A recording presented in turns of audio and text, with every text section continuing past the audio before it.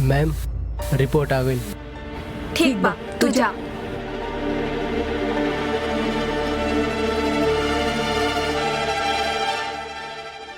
सब ठीक तबानु डॉक्टर साहब? का भाई डॉक्टर रवा सॉफ्ट काहे हो के नहीं? हमार वैष्णवी ठीक तबिया ना? का लिखल बा रिपोर्ट में? हमरा तो खुदे समझ में नहीं आवत। देखला में तो सब नॉर्मल रहला, लेकिन ए रिपोर्ट में लिखल बा कि का लिखल है रिपोर्ट में? I am sorry Kartik, report में लिखल बा कि वैष्णवी कबो माई ना बन सकेगी।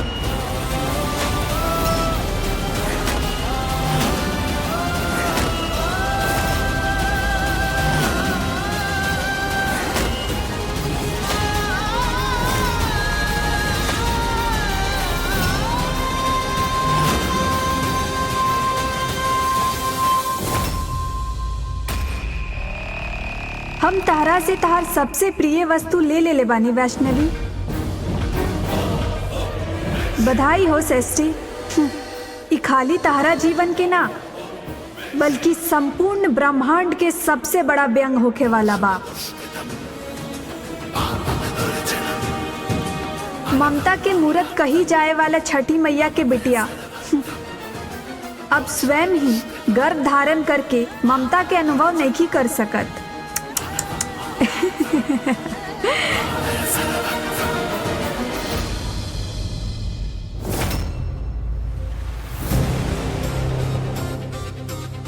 हमके लागत रहला कि वैष्णवी के मात दिहल हमरा खातिर जिंदगी भर खातिर ना हुई, लेकिन देखा तकदीर ओकरा के खुदे मात दे दिहल। खुद के छठी मैया के बिटिया कहेले नहीं, वो छठी मैया जे बच्चा कुली के रक्षा करी, ओके सबसे बड़का भक्त के ही बच्चा ना हो सकेला। बड़ा आईली छठी माई के बिटिया। नहीं ऐसा ना हो सकेला। हमार वैष्णवी माई कैसे ना बन सकेले? दादी रउआ ही कल रही ने कि हमार वैष्णवी दुनिया का सबसे अच्छी माई बनी, तब फिर ये डॉक्टर का कहती है? ये गलत भी हो सकता ना ये रिपोर्ट? हम तारा फीलिंग के समझ सके नहीं कार्तिक, लेकिन रिपोर्ट में साफ लिखल बा कि वैष्णवी कबो भी माई ना बन सकेली। हम चलत तानी, कोनो जरूरत हुई तो बुला ली। लेकिन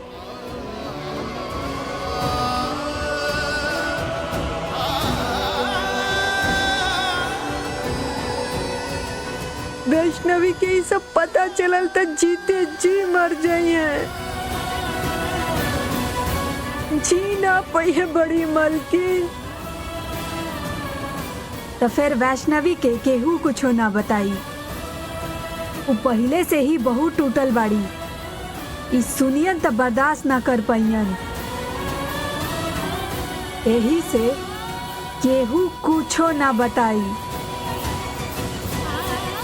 ये हमार फैसला है।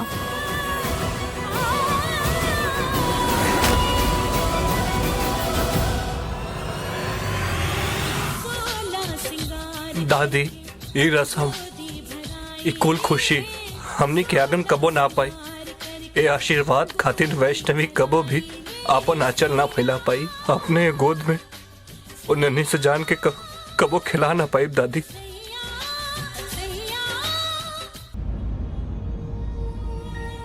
हे छठी मैया, ई का कईनी ई का कईनी ऐसा नहीं की कर सकत रहुआ। हम नहीं की मानत ई बात के। ई सच नहीं क्या हो सकत यशोदा। छठी मैया पहले भी बहुत चमत्कार कैले बाड़ी वैष्णवी के साथ। ई बार भी कोनो चमत्कार जरूर करियन, देख लिया। अरे दादी वो सब बात अलग रहल, ई बात अलग बा। ई मेडिकल रिलेटेड प्रॉब्लम बा। करण तू तो कार्तिक के समस्या के भी ला इलाज मानत रहलनु। अब देखा ओकरा तरफ, और इस सब संभव है खाली वैष्णवी की वजह से। छठी मैया के बिटिया है और छठी मैया कबो इनका के माँ के सुख से वंचित नहीं की कर सकत। हमार विश्वास है। रवा ठीक कहता नहीं बड़की मालकी। हमने के सबकी छठी मैया पर अपन विश्वास रखे के चाहिए। वो सब ठीक करे।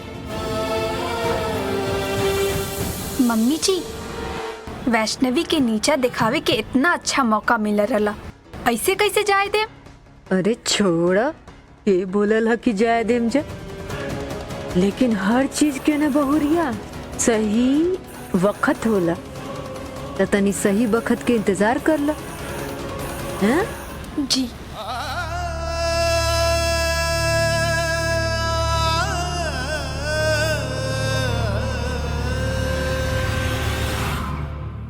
मैया एक कैसन अनर्थ कर देली कृतिका माता। वैष्णवी दीदी के हृदय त हर प्राणी खातिर ममता से परिपूर्ण बा, कहे खातिर वो हमार दीदी है, लेकिन प्यार तो वो हमके अपना बेटा जैसे ही कैले बाड़ी, जैसे रहुआ देनी। फिर उनका साथे इतना बढ़ के अन्याय ना मैया, ये कबो ना हो सकेला। रहुआ के उनका सहायता करे के पड़ी। सारा संसार के संतान सुख के प्राप्त कराए वाला मैया अपना बिटिया के गोद ना भर पाई है, ई तो असंभव बा। अब संभव ना बा शाशा, हम चाह के भी वैष्णवी के कोनो सहायता ना कर सकें, काहे कि वो स्वयं ही कृतिका माता के वचन देली है। लेकिन वो वचन तो छल से लियल गई रहला मैया। कृतिका माता दीदी से उनकर सबसे प्रिय वस्तु मंगले रहली, जौन संतान दीदी के प्राप्ति नहीं के भई, उनकरा से कैसे छीन सकेली? यह तो जीवन के व्यापार बा शासक। वैष्णवी भावनाओं में बहकर माता कृतिका से क्रय विक्रय तो कर लेली, अब एकर हानि भी ओकरा के स्वयं के उठावे के पड़ी। बिना जानले बुझले वचन देवे के परिणाम तो राजा दशरथ के स्वयं उठावे के पड़ा। हम तो कल्पना भी ना कर सके नी मैया कि जब दीदी के सत्य ज्ञात हुई तो उनका दशा का हुई। दादी, ये रसम, ये कुल खुशी हमनी के आगन कबो ना पाई। ये आशीर्वाद खातिर वैष्णवी कबो भी आपन आंचल ना फैला पाई। अपने गोद में उन्हें से जान के कबो खिला ना पाई दादी।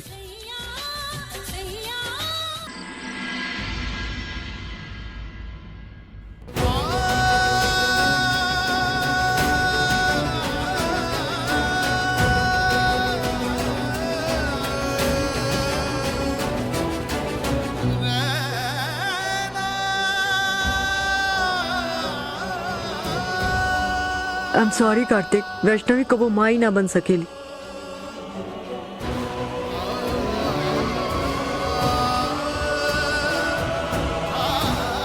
अब कैसा लगत बा वैष्णवी?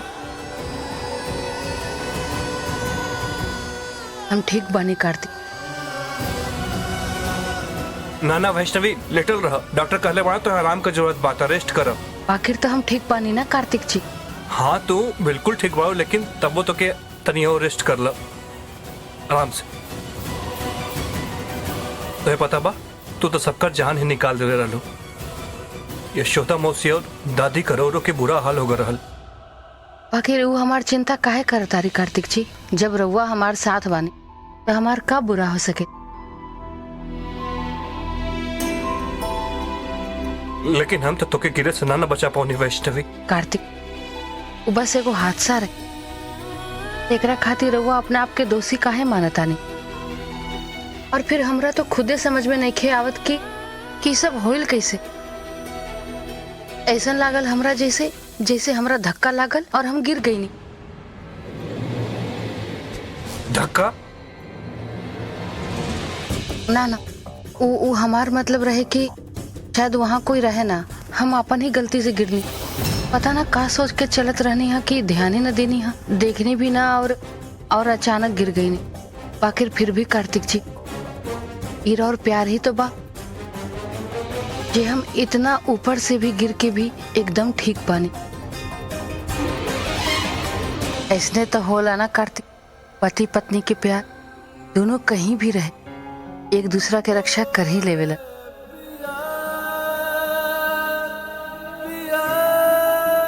प्यार तो तोहार महान है वैष्णवी। पता नहीं कौन कौन परिस्थिति में तू हमके बचौले बाड़ू, और आज जब तू की रउआ हमार पति बानी कार्तिक जी, अपन प्यार के इतना कमजोर मत समझी। आज हम जे भी बानी रोवे कारण तो बानी।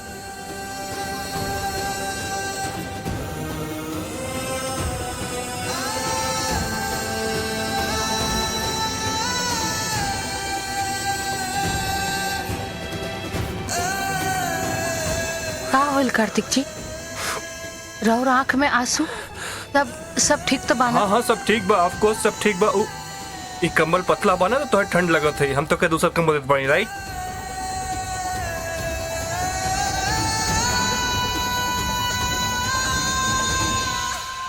तू सही बड़ू वैष्णवी, हम दोनों के एक दूसरे का ख्याल रखे के चाहिए। अब तक तू हमार ख्याल रख लो, हमके संभाल लो, अब हमार बारी बा।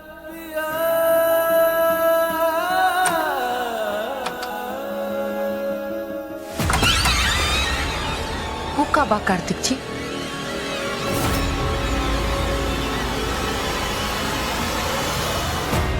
I miss you so so so much पापा।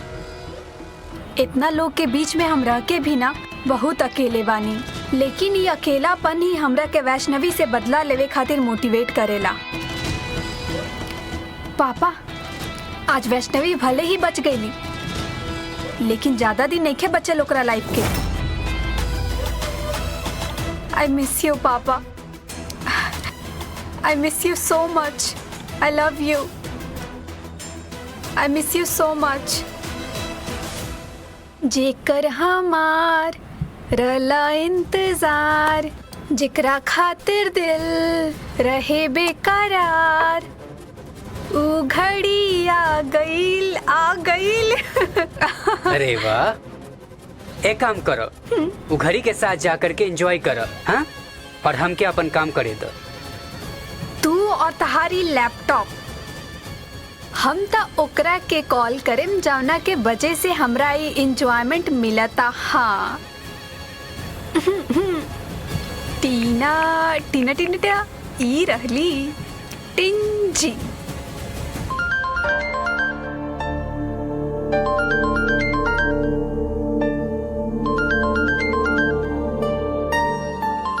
भाभी, हेलो भाभी, हेलो टीना, बधाई हो बधाई। अरे तू तो कमाल ही कर देलू, आखिरकार वैष्णवी से तहार बदला पूरा हुए गयल। हाँ हम कहे के का चाहता री, कहीं हमरा के हवेली में देखता ना लेली। कुछ नहीं वैष्णवी, बस कुछ इम्पोर्टेंट नहीं खे। बताई ना कार्तिक जी का बाऊ? हम कहनी ना वैष्णवी, कुछ ना बा, अभी तो आराम करा, जब ठीक हो जाएगा तो हम दिखा दे। अभी तो उठल बानी कार्तिक जी, और अभी भी हम आराम करता नहीं। दिखाई ना का बा, वरना हम ही आवता नहीं। ना ना वैष्णवी, वहीं बैठा रहा, हम दिखावता नहीं।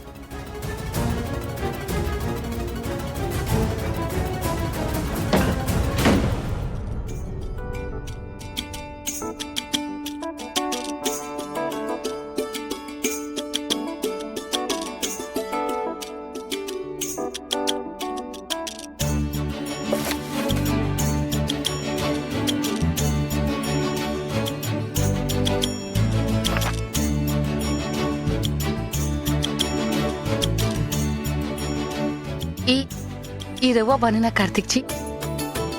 हाँ, तो है कैसे पता चला? रवा बिल्कुल ना बदल दी है कार्तिक जी, वही मुस्कान, वही आंख।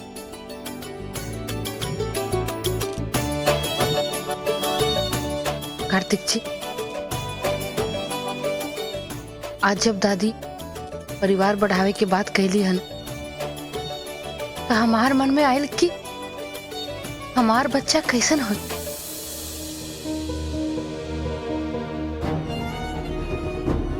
अब हमरा पता बा कार्तिक जी, वो बिल्कुल रउआ जैसन हो। I am sorry Kartik, Vaishnavi कबो माई ना बन सकेली। वैष्णवी के ही सब पता चलल तो उ जीते जी मर जाई। तो फिर वैष्णवी के केहू कुछो ना बताई।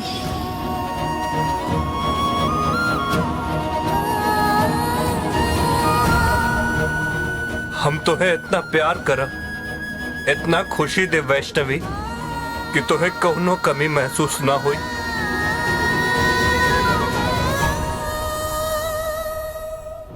और का मतलब भाभी, हम का कैले बनी? अरे तहार जौन जबरदस्त बदुआ लागल बानू, वैष्णवी ओकर तो पूरा संसार पल भर में तबाह हो गयल। हाँ भाभी भइल का ई त बताई।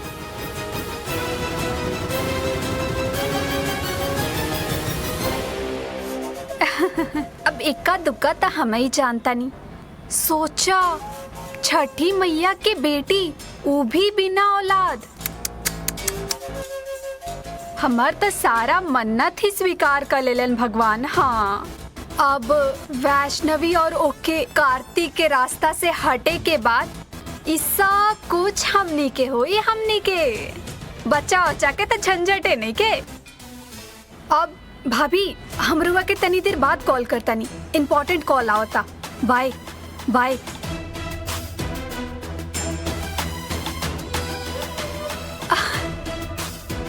यस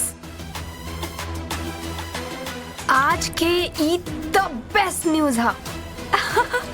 दी बेस्ट न्यूज हा। वैष्णवी कबो माँ नहीं बन सकत। ई भैलू बात टीना। वैष्णवी तू हमरा से हमरा पापा के छीन लू और हम तहरा से तहार बच्चा। तू आगे आगे देखा जा हम तारा से का छीनतानी। एक बे औलाद औरत ठाकुर खानदान के बहू कबो नहीं बन सकत। त ओकर जगह केहू के त लेवे के पड़ी। Vaishnavi just wait and watch.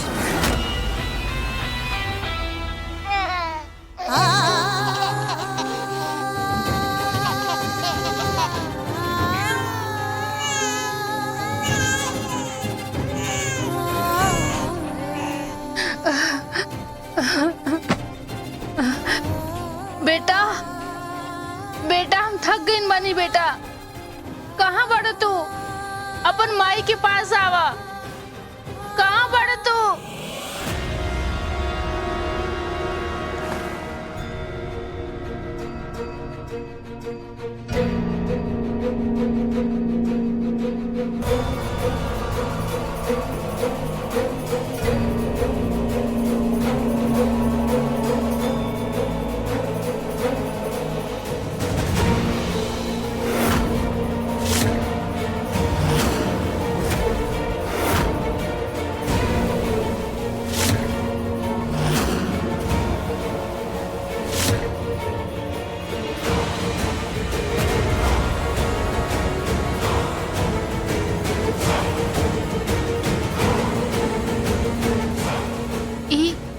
हम यहाँ कैसे आ गए? नहीं का होखा था हमारे साथ?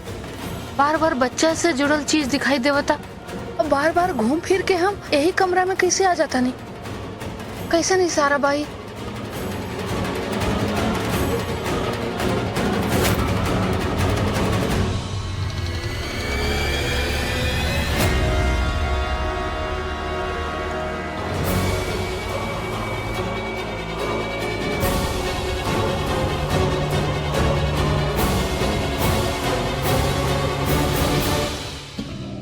वैष्णवी के गर्व ह जौनु कार्तिक के प्राण के बदले देले बाड़ी।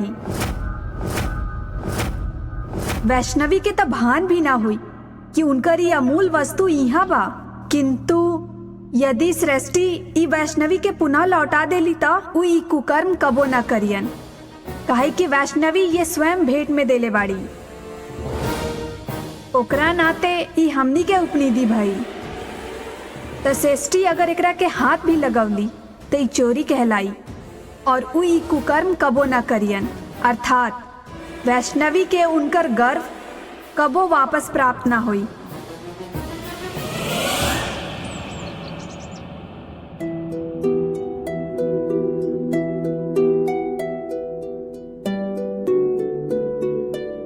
नमस्ते बड़ी ठाकुराइन।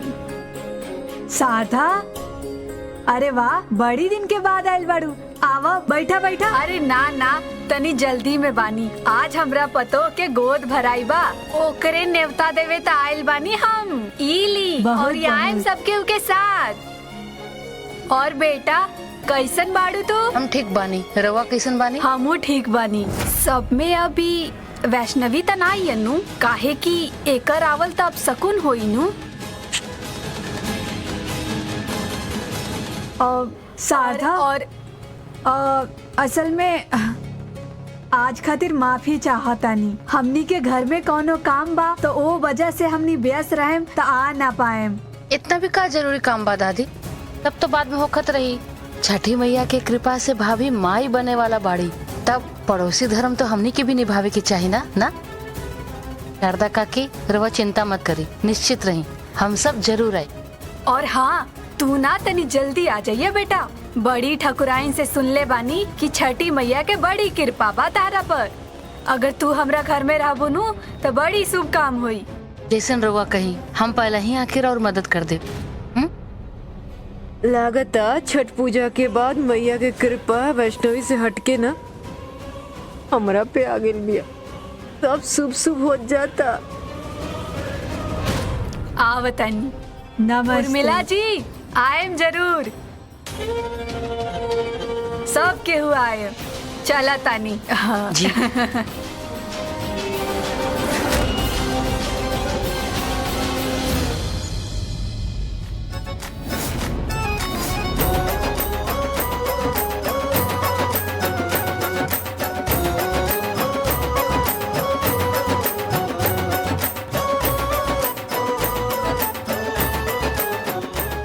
अम्मा, अगर लोग के जब पता चल गल कि हमने के एगो बा। उर्मिला, कबो तो शुभ शुभ बोला करा, हर समय काव काव। चुप रहा। हम का गलत कहतनी? नमस्ते बड़ी ठकुराइन।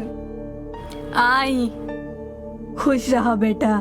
देखा तानी मम्मी जी, हमरा महीना के सामने तो दादी घर के संग भी छुए ना दिली, और जब बात उनकर लाडली वैष्णवी के आयल तो देखी, ना कोनो नियम ना कोनो पाबंदी, सब जाई चूल्हा में। अब क्यों का करे जब मैया ही अपना बिटिया के साथ इतना बढ़ के मजाक कर देले बड़ी तब।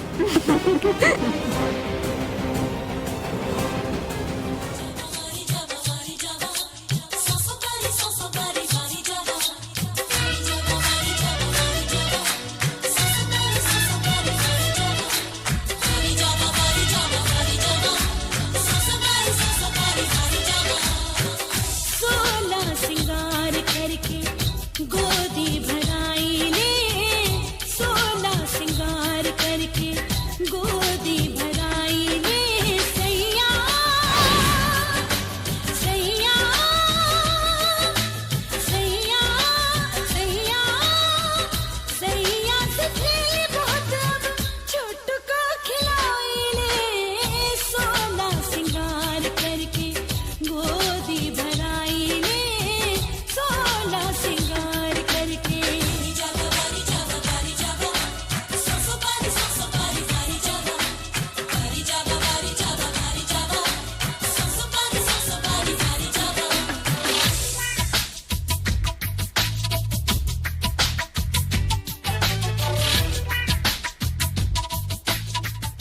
का सोचा तारा बबुआ? हम जानता नहीं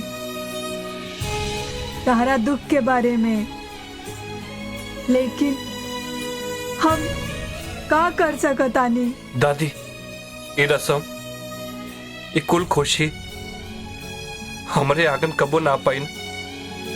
ये आशीर्वाद खातिर वैष्णवी कभी भी अपन आंचल ना फैला पाई।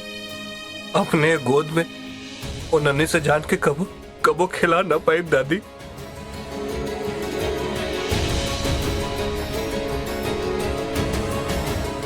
एक मुंह के लाली तो देखा, चेहरा से हटते नहीं खे। कछु तो धमाकेदार करे के पड़ी मम्मी जी। हुई हुई बहुते बड़ के धमाका हुई। दिवाली के पटाखा फूटी और ई वैष्णवी के सर पे फूटी, कहर बन के।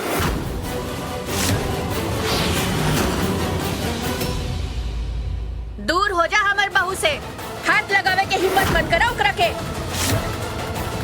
निकल जा हमार घर से। अरे तोरा के इज्जत तो होखे के ना चाहिए। अरे बड़ा आईली हमार बहू के गोद भराई करे, तू बांझ बाड़ू।